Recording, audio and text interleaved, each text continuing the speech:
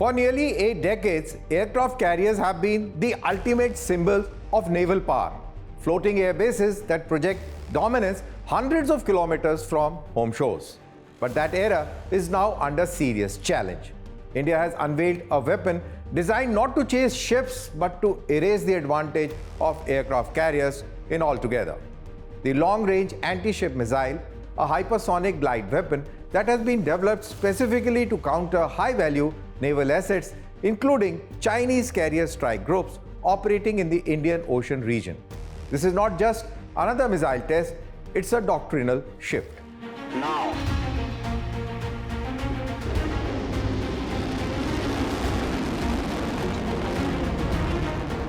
Hypersonic anti-ship strike capability. India has quietly crossed a critical threshold in modern naval warfare.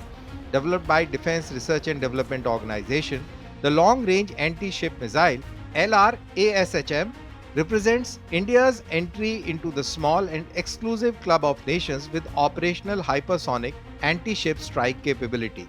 The missile is built around hypersonic glide vehicle technology capable of reaching peak speeds approaching Mach 10 while sustaining an average hypersonic velocity of Mach 5 or higher across most of its flight. At these speeds, the physics of interception breaks down. With an operational reach of 1500 kilometers, the long-range ASHM enables India to strike aircraft carrier strike groups, forward naval bases, island outposts and logistics hubs. And that too from well beyond the detection and engagement envelope of most naval air defense systems. Covering this distance in roughly 15 minutes, the missile compresses enemies' decision-making time to near zero, overwhelming traditional layered air defenses built around early warning, interception, and redundancy.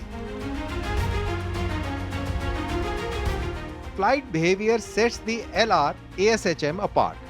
What truly sets the LRASHM apart is its flight behavior. Unlike a ballistic missile that follows predictable arcs, the LRASHM executes a low-altitude quasi-ballistic glide path remaining under radar horizons for much of its trajectory. In the terminal phase, the missile performs a high-G evasive maneuver guided by indigenous electro-optical, infrared and satellite-linked sensors, allowing it to lock onto and strike moving maritime targets, including maneuvering aircraft carriers. This capability directly targets the core vulnerability of carrier doctrine. The aircraft carriers rely on distance from adversary shores, long detection timelines, multi-layered air and missile defense. However, hypersonic glide weapons neutralize all these three. Strategically, the message is unambiguous. China's People's Liberation Army Navy has rapidly expanded its carrier fleet, with advanced platforms such as Fujian, designed to project power far beyond South China Sea and into the Indian Ocean. System designed for multi-platform deployment. The LRASHM fundamentally alters that equation.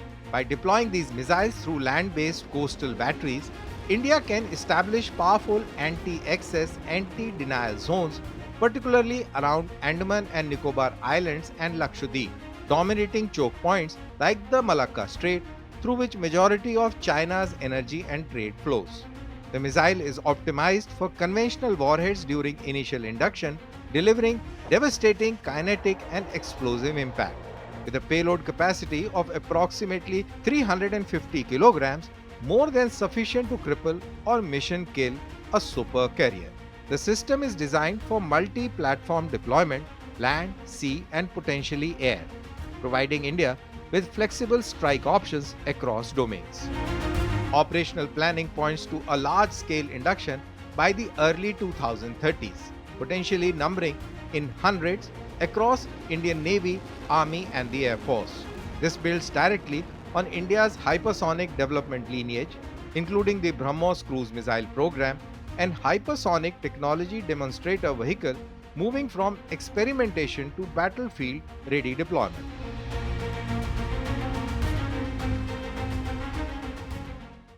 What the long-range anti-ship missile really does is force a fundamental rethink of naval dominance.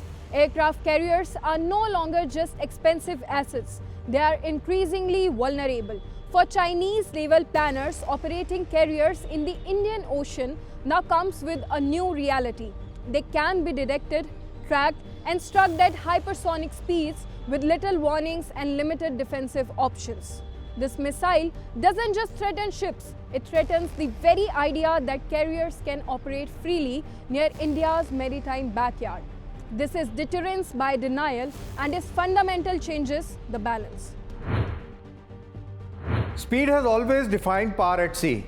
Today, speed defines survivability. With the long-range anti-ship missile, India has demonstrated that it can hold even most powerful naval assets at risk. That too quickly, precisely and decisively.